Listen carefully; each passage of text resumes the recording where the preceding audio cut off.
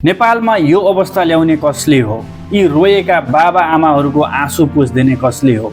यिनीहरूको त्यो पीडा बुझिदिने कसले हो? हाम्रो त काख मात्र होइन, मेरो त वंशै उजाडिदिए। के गरे यिनीहरूले?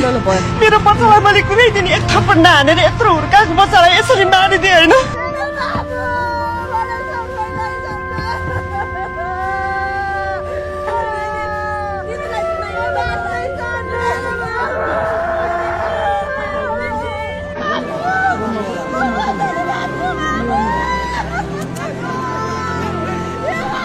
यो भिडियो हो भदौ 23 र 24 गतेको जेनजी आन्दोलनमा मारिएका मृतकहरूको परिवारको। यो दर्दनाक दृश्य तपाईँले देख्न सक्नुहुन्छ र यो के कारणले भएको हो भन्ने पनि सारा नेपाली जनतालाई थाहा छ। त्यो बेला सरकारमा को थियो, त्यो बेला गोली हान्न कसले आदेश दिएको थियो भन्ने पनि सारा नेपाली जनतालाई थाहा छ।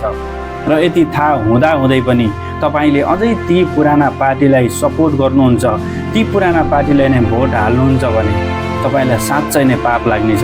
नेपाल आमाले तपाईलाई साँच्चै नै सराप्नेछन्।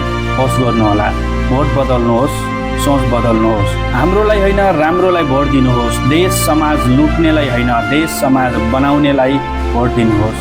सारा नेपाली जनताले यो बेला परिवर्तन गर्न सकिएन भने अब यो चान्स फेरि फर्केर कहिले आउनेवाला छैन हामीलाई।